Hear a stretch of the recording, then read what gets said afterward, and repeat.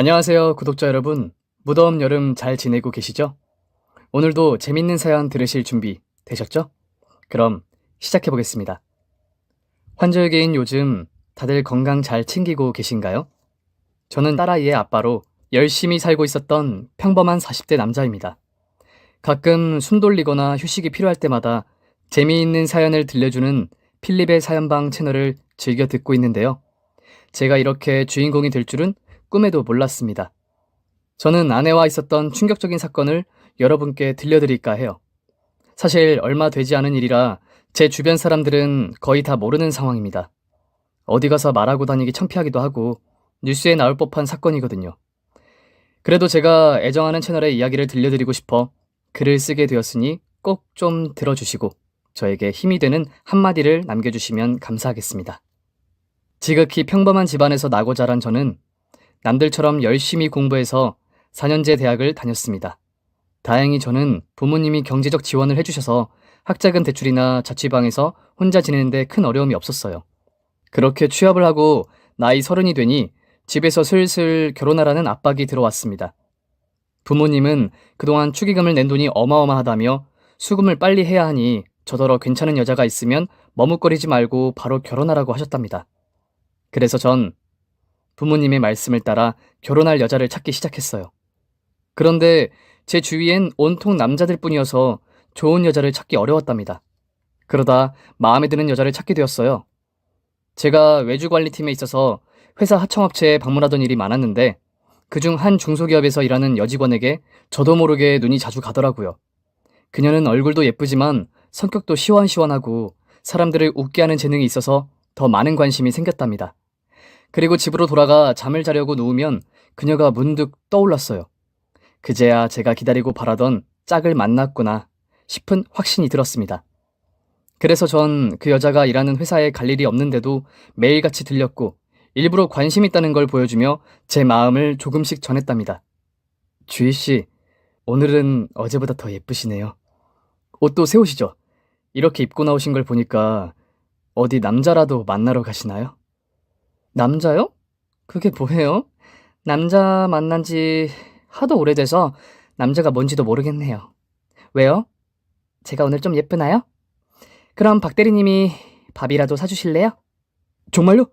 아, 저야 너무 좋죠. 주희 씨랑 데이트를 하다니 꿈만 같아요. 뭐래. 허풍 좀 그만 떨고 퇴근 시간 다 됐으니까 맛있는 거 사주세요. 그렇게 저는 계획한 대로 주희 씨와 식사를 하게 되었어요.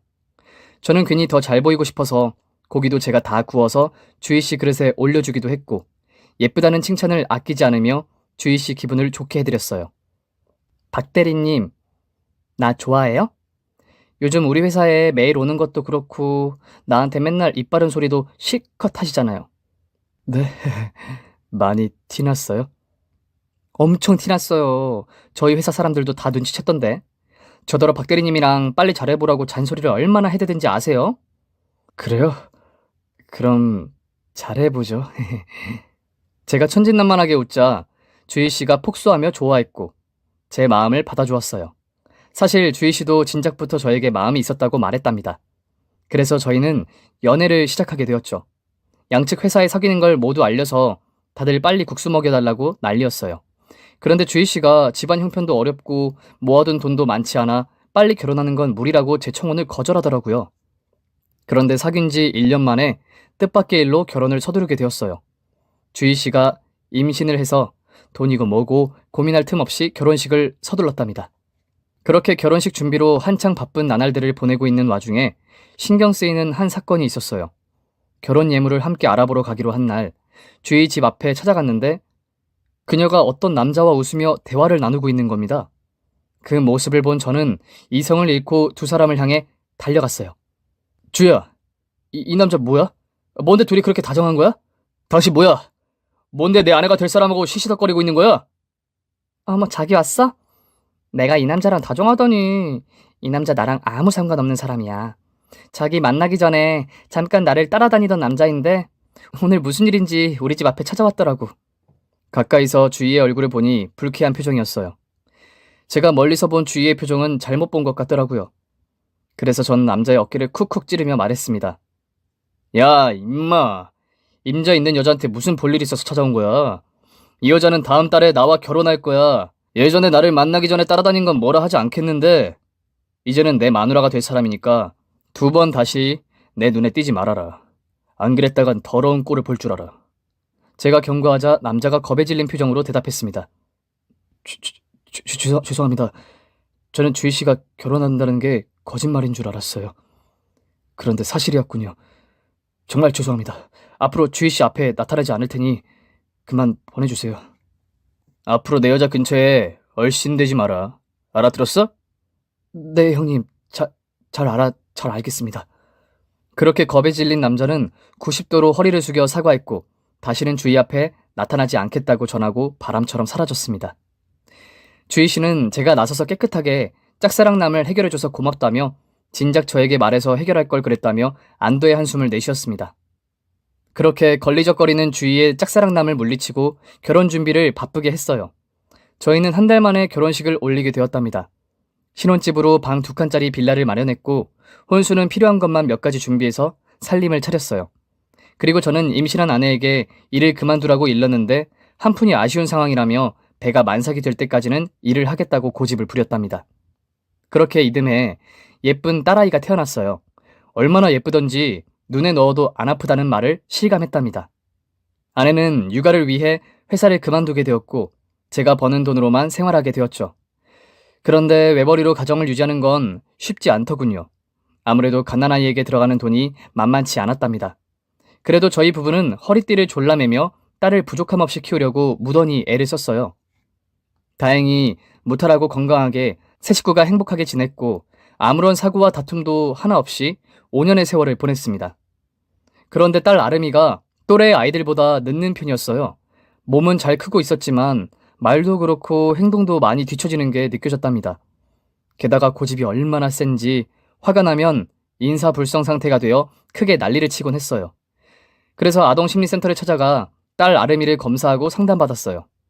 그런데 애석하게도 의사 선생님은 제 딸이 자폐아라고 한마디로 정의하더군요. 현실을 받아들이고 아름이가 잘 성장할 수 있도록 수많은 교육과 음악 치료와 미술 치료 등 다양한 치료를 병행해야 한다고 설명했습니다. 저와 아내는 당연히 딸에게 아낌없이 지원해주고 치료해주고 싶었죠. 하지만 진료비가 많이 비싸서 걱정이 되었어요. 보험 적용도 안 되고 한 번 진료하는 데만 20만 원이었고 음악과 미술 치료는 따로 지불해야 했답니다. 게다가 정기적인 두뇌 검사까지 해야 해서 한 달에 들어가는 치료 비용이 제 월급보다 훨씬 많이 들었죠. 본가 부모님께 부탁을 드릴까 했는데 부모님이 가진 재산이라고는 아파트가 전부였으니 쉽게 부탁을 드리지 못하겠더라고요. 아내는 이런 상황까지 왔으니 자신도 다시 일을 다니겠다고 했지만 저는 자폐아인 딸아이 옆에 항상 엄마가 있는 게 좋겠다고 말렸어요. 그리고 제가 투잡을 뛰든 쓰리잡을 뛰든지 해서 아름이가 무사히 치료를 받을 수 있도록 해주겠다고 강한 의지를 보여주었습니다. 당신 지금 회사 일로도 많이 힘든데 여기서 또 일을 구한다고? 그러다 당신 쓰러져. 쓰러지긴 왜 쓰러져. 아름이를 위해 정신력으로 버틸 수 있어. 돈은 내가 벌 테니까 자기는 아름이만 신경 써. 으유, 우리는 왜 이렇게 복이 없을까? 남들은 다 여유 있고 행복해 보이는 것 같은데 말이야. 아내의 푸념에 저는 밝은 미소를 지었습니다. 우리가 왜 복이 없어? 아름이 자체가 행복인데. 그리고 나에겐 당신이라는 아내가 있어. 세상 누구보다 행복하다고. 당신은 나랑 결혼한 게 후회되는 거야? 물론 아니지. 나는 그냥 형편이 좋았으면 이렇게까지 마음이 불편할까 싶어서 그래. 당신이나 나나 없는 집에서 태어나 고생만 하고 살았잖아. 에이, 이 사람이 왜 이렇게 부정적인 소리만 하는 거야. 우리보다 더 힘든 사람들도 아주 많다고. 아무튼 걱정하지 마. 내가 가장이니까 책임지고 우리 아름이 다른 아이들처럼 평범하게 자랄 수 있게 힘써볼게. 그러니까 당신도 포기하지 마. 의사 선생님이 앞으로 아름이가 좋아질 가능성이 매우 크다고 한 걸 마음속에 되새김질하라고. 그렇게 저는 회사에 다니며 저녁부터 자정까지 야식집에서 배달 일을 시작했답니다. 처음엔 오토바이를 타면서 여러 번 넘어지기도 하고 사고를 당할 뻔한 날들이 자주 생겨 그만두고 싶은 생각이 들기도 했네요. 하지만 그럴 때마다 딸아이를 생각하며 이를 악물고 힘을 내었죠. 그 결과 서너 달이 지나자 오토바이가 적응되었고 안전하게 잘 타고 다니며 일을 할 수 있었습니다. 제가 일해서 번 돈은 최소 생활비를 제외하고 아름이의 치료 비용으로 모두 들어갔어요. 아내는 딸아이가 열심히 치료받는 덕에 전보다 좋아졌다며 잘만 하면 3년 뒤 일반 초등학교에 입학할 수 있을 거라고 하더군요. 그러니 저는 더 막중한 책임감이 생겨 일을 하나 더 늘려야겠다고 판단했습니다. 아무래도 아름이가 더 크면 들어가는 돈이 많을 테니 미리 대비할 마음이었죠. 그래서 야식집 배달 일을 끝내면 도너츠 공장에서 물건을 받아 트럭으로 매장에 배달을 하는 일을 시작했어요. 제가 2~3시간 잠을 줄이면 한 달에 100만 원을 더 벌 수 있어 고생을 자청했답니다. 하루에 3시간 30분을 자며 3가지 일을 하니 몸이 많이 지치고 피곤하긴 했지만 처자식을 떠올리면 없던 기운이 솟아났어요. 이듬해 아름이를 데리고 이번에는 엄청 큰 소아과에 찾아갔어요. 자폐가 좋아지는 정도가 아닌 완치할 수 있다는 소문을 듣고 아내와 그리로 간 거죠. 의사 선생님은 저희에게 줄기세포 치료법에 대해 설명했습니다. 다른 자폐아들이 줄기세포 치료법으로 거의 정상적인 생활이 가능해졌다고 예를 들며 말했는데 세포 주사가 1회에 2천만 원이라고 알려주더군요. 그런데 한 번의 줄기세포 치료도 좋아지기는 어렵고 수차례 줄기세포를 투여해야 한답니다. 제가 머릿속으로 대충 계산해도 1억이 훨씬 넘는 돈이 들더라고요. 그런데 의사 선생님은 아름이가 1살이라도 어릴 때 치료받아야 효과가 있다며 치료를 계속 권유했습니다. 저와 아내는 생각해보겠다고 전하고 집으로 돌아갔고 많은 대화를 나누었네요. 그러다 저는 마음의 결정을 내리고 아내에게 말했습니다. 여보, 줄기세포로 좋아진 아이들이 많다고 하니까 우리 아름이도 시켜주자. 그게 말이 쉽지. 주사 한 번에 2천만 원이래. 우리한테 그런 돈이 없잖아. 만들면 되지. 내가 돈 빌릴 사람이 있는지 찾아볼게. 그리고 회사에 대출 좀 알아보고 일하는 곳에서 가불 같은 게 되는지도 알아볼게. 어떻게든 우리 아름이 낫게 해주고 싶어. 그러니까 당신은 이 남편을 믿으라고. 치료비 마련하면 곧장 병원에 찾아가자. 아내는 결국 저의 단호한 결정에 따르겠다고 대답했습니다. 이튿날부터 저는 돈을 구하려고 회사 사람들과 지인들에게 사정을 말하고 부탁의 말씀을 드렸어요. 그중 몇몇 분이 저를 잘 봐주셨는지 목돈을 빌리게 되었답니다. 대출을 받지 않아도 될 만큼 큰 돈이었죠. 그래서 아름이를 데리고 가 첫 줄기세포 치료를 받게 해주었습니다. 다행히 아름이는 잘 버텨주었고 무사히 치료를 마쳤어요. 그런데 처음이라 그런지 아름이에게 큰 변화는 없었습니다. 의사 선생님도 4차까지 치료해보면 좋아질 거라며 절 안심시키더군요. 다음 치료일까지 긴 시간이 남지 않아 다시 돈을 빌리기 시작했는데 이번에는 빌려주는 사람을 찾지 못해 대출을 받게 되었답니다. 그리고 얼마 뒤 2번째 치료를 받아봤지만 역시나 큰 진전이 보이지 않았어요. 아름이는 입 밖으로 꺼내는 말이 엄마, 아빠, 밥이 전부였고 고개를 젓거나 끄덕이는 걸로 의사소통을 했답니다. 그래도 저희 부부는 끝까지 줄기세포를 믿기로 하고 다음 치료를 위해 또다시 발에 불이 나도록 뛰어다니며 돈을 마련했어요. 그런데 결국 다 대출로 마련했어요. 아무리 좋은 사람이라고 해도 남에게 돈을 빌려주는 게 쉬운 일이 아니잖아요?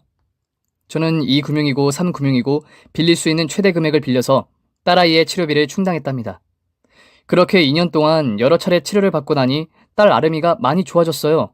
문장을 만들어 말할 줄도 알게 되었고 놀이터에서 동생들에게 시소나 그네를 양보하는 것도 가르치지 않았는데 스스로 터득했답니다. 이대로라면 일반 학교에 입학하는 게 가능할 것 같았어요.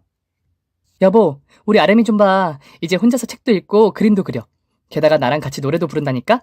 정말 귀족 같은 일이라고. 그러게 말이야. 줄기세포 치료를 하길 정말 잘했어. 이제 우리 세 식구 행복할 일만 남았네. 매일 아름이 돌보느라 고생 많았어. 고생이라니, 당신이 고생이지.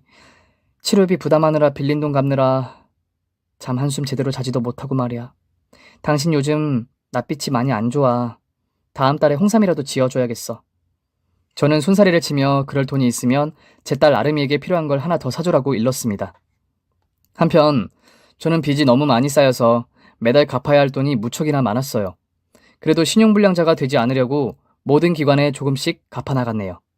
그리고 얼마 뒤 대망의 마지막 치료일이 다가왔고 짬을 내서 병원으로 따라가 딸아이의 치료 순간을 지켜보았답니다. 의사 선생님은 주사를 맞고 24시간 지켜봐야 한다며 여느 때처럼 딸아이를 하루 입원시켰어요. 이제 끝났네. 우리 아름이 잘해줘서 고마워. 아빠, 나도 고마워. 우리 딸이 그런 말도 할 줄 알아? 그럼 아빠는 일하러 갈게. 엄마랑 놀고 있다가 집으로 돌아가도록 해. 아빠, 안 가면 안 돼? 난 아빠랑 있고 싶어. 딸아이가 매번 엄마와 붙어 있다 보니 저와 있고 싶었나 봅니다. 아빠는 이래야지. 그래야 우리 아름이 맛있는 것도 사주고 장난감도 사줄 수 있잖아? 엄마랑 있으면 또 아저씨가 찾아온단 말이야. 난 그 아저씨 싫어. 딸아이의 말을 듣고 아내에게 아저씨가 누구냐고 물었어요. 아, 의사 선생님. 아무래도 주사를 놔주는 분이니까 싫어하더라고. 신경 쓸 거 없어. 아, 그렇구나. 아름아, 아저씨 말 잘 들으면 사탕을 주실 거야. 그러니까 얌전하게 있어야 해. 그러자 아름이는 인상을 찌푸리며 고개를 절레절레 흔들었습니다. 저는 같이 있어주지 못해 미안하다는 말을 남기고 다시 회사로 들어가 저녁까지 일하고 야식집으로 출근해 배달을 시작했어요. 그런데 그날따라 주문이 들어오지 않아 가게 안에서 휴식을 취할 수 있었습니다. 매일 앉을 새가 없었는데 참 이상한 일이었죠. 게다가 야식집 사장님이 오늘은 장사가 안 되니 그만 퇴근하라고 하셨습니다. 일당은 똑같이 쳐준다고 하면서 말이죠. 저는 도넛 배달 시간까지 한참 남아서 그 전에 아름이 얼굴을 한 번 더 보고 싶어서 병원으로 향했습니다. 세상의 모든 아빠라면 잠시 쉬는 것보다 딸의 얼굴을 한 번 더 보려는 저와 같은 결정을 하셨겠죠? 여하튼 저는 병원으로 달려가 딸아이가 입원해 있는 병실로 들어갔습니다. 이윽고 커튼으로 가려진 딸과 아내의 실루엣이 어렴풋이 보여 헛기침을 하며 인기척을 했어요. 그러자 아내가 커튼을 살짝 걷어 제 얼굴을 확인했습니다. 어머, 여보, 이 시간에 웬일이야? 왜 이렇게 놀래? 하긴 내가 이 시간에 일을 하지 않고 왔으니 놀랄만 하지. 오늘 야식집이 장사가 안 돼서 일찍 퇴근했어. 도넛 배달까지 두어 시간 비어서 우리 딸 얼굴도 보고 당신 얼굴 좀 보러 왔지. 그랬구나. 어머, 내 정신 좀 봐. 커튼 칠게. 이리 와서 앉아. 저는 보호자 침대에 앉아 자고 있는 딸의 얼굴을 어루만지며 흐뭇한 미소를 지었습니다. 그런데 제 옆에 있던 아내의 이마에서 땀이 흥건하게 흘러 미소를 거두었답니다. 당신 왜 이렇게 땀을 흘려? 몸이 아프기라도 한 거야? 여기 병원인데 진료 좀 받지 그랬어. 어디가 아픈 거야? 아니야, 아프긴. 그냥 더워서 땀이 나는 거야. 내가 요즘 더위를 많이 타더라고. 지금 2월인데 덥다고? 당신 피 검사라도 받아야 하는 거 아니야? 걱정되네. 그런데 그때 방구 소리가 뿡 하고 들렸어요. 그 소리는 아내도 딸아이에게도 난 소리가 아니었습니다. 저는 고개를 갸웃하며 침대 밑에 뭐가 있는 것 같아 몸을 숙였어요. 무슨 소리지? 침대 밑에 뭐가 있나 봐. 여보, 내가 방귀를 낀 거야. 당신도 참 이럴 땐 못 들은 척하고 그냥 넘어가야지. 굳이 내 입으로 이야기해야겠어? 아유, 부끄러워라. 아, 그런 거야? 그렇다고 부부끼리 뭘 부끄러워하고 그래. 괜찮으니까 방구 나오면 실컷 끼어. 저는 미소를 지으며 아내에게 말했지만 침대 밑에 누군가 있는 걸 알 수 있었어요. 아내가 누군가를 숨긴 건데 일단 모른 채 했습니다. 여보, 나 이제 그만 갈게. 우리 아름이 보니까 에너지 충전됐다. 가서 열심히 일하고 올게. 내일 집에서 봐. 조심히 가, 여보. 저는 커튼을 쳐주고 편하게 쉬라는 말을 남기고 발을 돌려 병실 문을 열었다가 그냥 닫았습니다. 밖으로 나간 척하고 침대 밑의 존재를 확인할 생각이었죠. 이윽고 커튼 안에서 낯선 목소리가 들렸어요. 자기야, 갔어? 응, 갔어. 많이 힘들었지, 우리 저기. 이리 나와서 과일 좀 먹어? 아, 이게 무슨 꼴이야. 아, 당신 남편 분명히 밤새 일해서 안 온다며. 하마터면 들킬 뻔했잖아. 그러게 말이야. 나가서 돈이나 벌 것이지. 왜 기어들어와가지고 사람을 놀래키지? 나도 심장이 멎는 줄 알았다니까. 나 식은땀 나는 거 보여? 그래도 나름 스릴 있어서 재밌지 않았어? 스릴은 무슨... 나 아까 방귀 껴서 걸릴 뻔했잖아. 갑자기 방구가 왜 나왔는지... 어쨌든 안 걸려서 다행이다.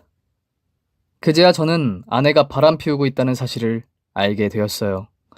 그동안 집 밖에서 일만 하고 살았으니 알 리가 없었고 아내가 아픈 딸을 두고 바람을 피울 거라고는 상상도 못했기 때문에 큰 충격을 받았습니다. 주희야, 우리 딸 잘 잔다. 누굴 닮았는지 정말 예쁘단 말이야. 그야 자기 닮았으니까 그렇지. 그런데 당신 남편 바보 아니야? 아님 호구인가? 어떻게 지 딸인지 아닌지도 모르고 돈을 퍼다 날라? 대단하다.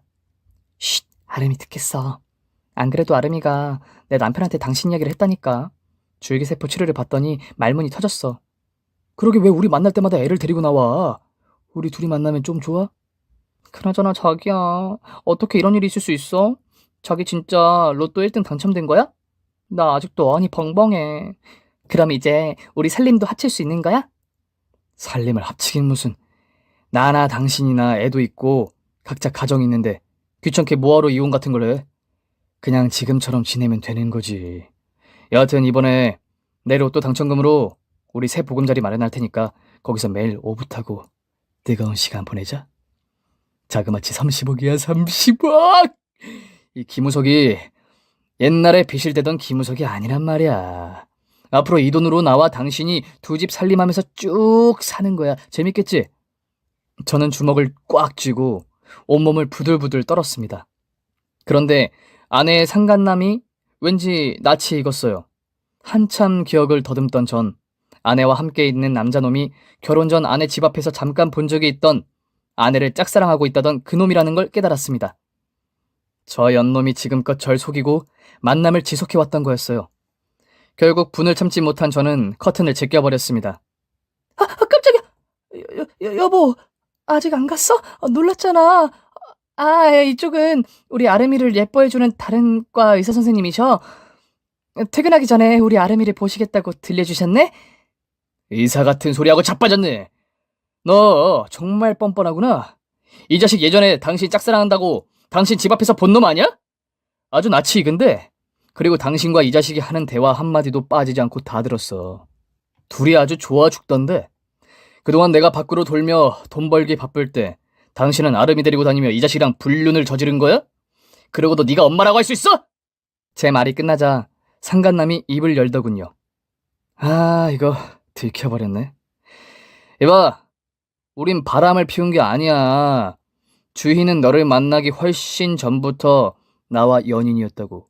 우린 한 번도 서로를 사랑하지 않은 적이 없단 말이야. 그러니까 바람이라는 더러운 단어는 쓰지 말라고. 이에 저는 본능적으로 상간남의 멱살을 잡고 병실 밖으로 질질 끌고 나갔습니다. 아내 역시 뒤따라서 나오더군요. 그만해. 병원에서 이게 뭐 하는 짓이야. 말로 하란 말이야. 당신이야말로 병원에서 뭐 하는 짓이야. 아름이 앞에서 바람을 피우고 싶어? 그리고 이 자식 말이 사실이야? 나를 만나기 전부터 이 자식이랑 연인이었어? 대답 대신 침묵을 선택한 아내에게 전 계속해서 질문을 던졌습니다. 그럼 양다리를 걸친 거야? 이 자식이 그렇게 좋으면 왜 나랑 결혼을 했어? 대체 왜? 그건 갑자기 아름이를 임신해서 어쩔 수 없었어. 그럼 아까 그 말은 뭐야? 아름이가 이 자식을 닮았다고 했잖아. 그리고 내가 남의 자식을 위해 돈을 퍼다 나른다는 말은 도대체 무슨 뜻이냐고? 그건 됐어, 대답하지 마. 아름이는 내 딸이 분명해. 만약 이 자식 딸이면 이 자식하고 결혼했겠지. 그러자 저에게 멱살 잡힌 상간남이 비웃으며 말하더군요. 이 호구 자식. 야, 왜 너랑 결혼했겠냐? 아름이 내 딸 맞아. 하지만 그 당시 나는 공장에서 단순 노동이나 하는 돈 없는 놈이었고, 너는 안정적인 회사 다니며 괜찮은 월급을 받는 놈이었지. 그래서 주희가 널 선택한 거야. 비록 주희가 널 선택해서 헤어짐을 결심했지만 피는 물보다 진하다는 말이 있잖아? 우린 도저히 헤어질 수 없었지. 그래서 결국 다시 만나게 됐고 주희가 나중에 고백하더군. 아름이가 내 아이였다고. 야, 너한테 미안하지만 나도 나중에 안 사실이야. 그런데 이제 상황이 바뀌었네? 내가 얼마 전 로또에 당첨이 됐지 뭐야. 이렇게 된 거 주희랑 내 딸은 이제 내가 데려가야겠어. 넌 이제 그만 빠질 때가 됐다는 이야기야. 저는 상난감의 얼굴에 주먹을 힘껏 던졌습니다. 이윽고 바닥에 쓰러져 코피를 흘렸고 아내란 여자는 쓰러진 상간남에게 불이 나게 달려가더군요. 이게 뭐 하는 짓이야. 안 되겠다. 우리 그냥 이혼하자. 오히려 잘 됐네. 아름이는 나와 여기 옆에 있는 우석 씨 딸이 맞아. 당신하고는 피 한 방울 섞이지 않았어. 내가 한 발 물러서서 재산 분할은 받지 않을게. 당신 지금 빚이 산더미이니 내가 그 정도 배려는 해주고 떠날게. 그럼 법원에서 봐. 그렇게 바퀴벌레 한 쌍이 병원을 나가버리자 저는 아무 말도 하지 못하고 가만히 서 있기만 했어요. 이 모든 게 믿기지가 않았으니까요. 겨우 정신을 차리고 병실로 돌아가 자고 있는 딸아이를 내려다보았습니다. 그리고 머리카락 한 가닥을 뽑았죠. 이튿날 아름이를 집으로 데려오고 돌봄 선생님을 구해 엄마의 빈자리를 채웠습니다. 제가 일을 멈출 수 없으니 그렇게라도 해야 했네요. 일주일 뒤 유전자 검사 결과가 나와 병원을 찾았고 봉투를 열어 아름이와 저의 친자 확인서를 보게 되었어요. 그런데 병실에서 상간남과 아내가 나눈 대화가 사실이었습니다. 아름이는 제 친딸이 아니라고 밝혀졌답니다. 한참 깊은 생각에 잠겨 이 현실을 어떻게 받아들여야 할지 고민했어요. 아내도 상간남도 그리고 아름이까지 말이죠. 상간남의 자식을 7년 넘게 내 손으로 키우고 치료시키는데 모든 걸 걸었던 날들이 너무 허망하고 화가 났습니다. 물론 아름이가 잘못한 건 없었지만 제 자식이 아니란 걸 알고 나자 모른 척하고 살 수 없겠더라고요. 그래서 저는 유전자 검사지를 제출해 이혼 소송과 상간남 소송을 진행했고 아름이를 파양시켰습니다. 돈으로나마 보상을 받아야겠다는 저의 현명한 결심이었죠. 어이 호구! 이제 보니 완전 호구는 아니네? 이렇게 머리를 쓸 줄 몰랐다. 그래도 뭐 내가 로또 1등 당첨돼서 30억이나 있으니 너한테 준 위자료는 푼돈에 불과해.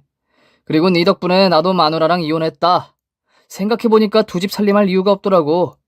돈도 많겠다. 위자료 몇 푼 쥐어줬더니 바로 이혼 도장 찍던데? 여하튼 앞으로 주희와 지지고 볶고 행복하게 살 테니까 두고 봐. 당신 그 돈으로 빚이나 갚아. 그래도 나랑 이혼하니까 남는 장사 했네. 아름이는 우리가 잘 키울 테니까 신경 쓰지 말고. 알겠니? 저는 참지 못하고 상간남에게 주먹을 전처에게 따귀를 날렸습니다. 그래, 내 딸. 아니, 너희들의 딸. 아름이 다신 만나지도 찾지도 않을 거야. 당신들이 바라는 대로 돼서 좋지.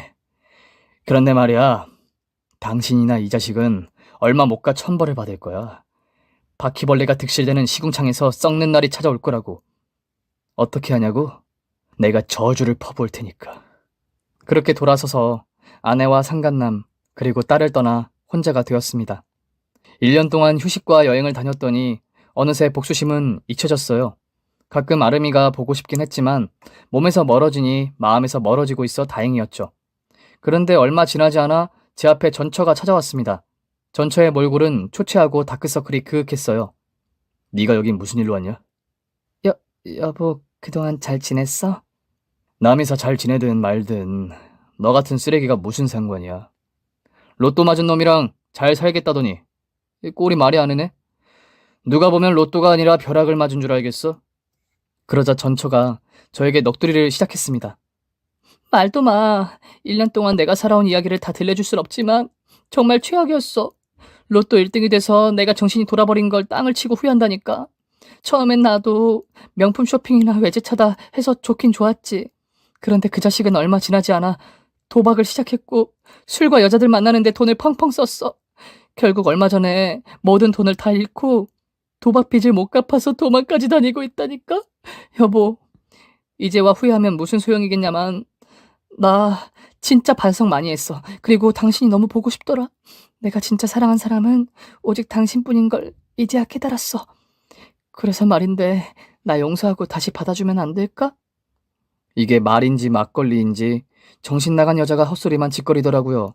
그래서 전 전처에게 가장 상처가 될 말을 생각하고 말해주었습니다. 망하게 된 건 아주 당연한 거야. 내가 말했잖아. 저주를 부어서 천벌을 받게 될 거라고. 그리고 용서해달라고? 우리 아름이를 봐서라도 다시 받아주면 안 될까? 나 혼자 아름이 키우는데 버거워. 줄기세포인지 뭔지 실컷 치료해서 나아지는 줄 알았는데 옛날과 그대로야.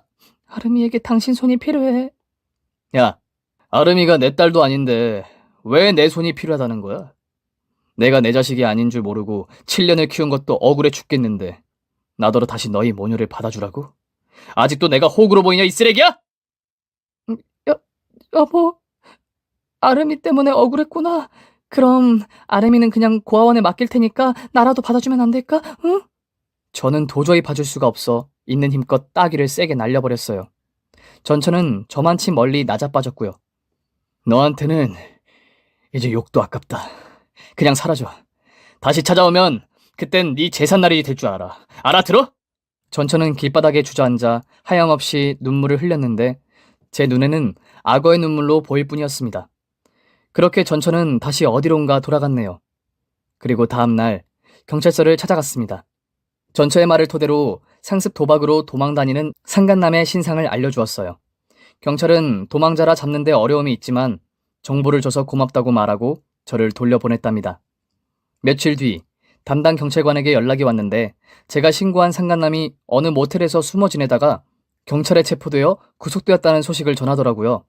그제야 저는 전처와 상간남에게 제대로 된 벌을 내린 것 같아 속이 후련했답니다.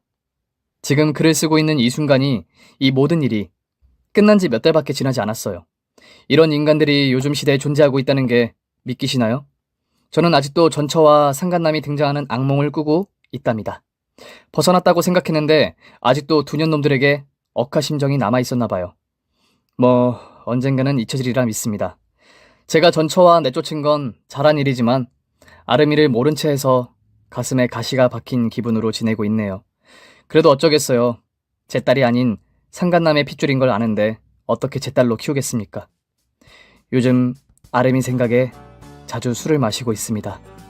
이렇게 제가 여자를 잘못 만나 벌어진 사건은 막을 내리게 되었습니다. 부디 조언 한마디씩 남겨주시면 감사할게요. 모두 안녕히 계세요. 구독과 좋아요 눌러주시면 제게 큰 힘이 됩니다. 그럼 저는 다음 사연으로 찾아뵐게요. 다음 시간까지 건강하게 계세요.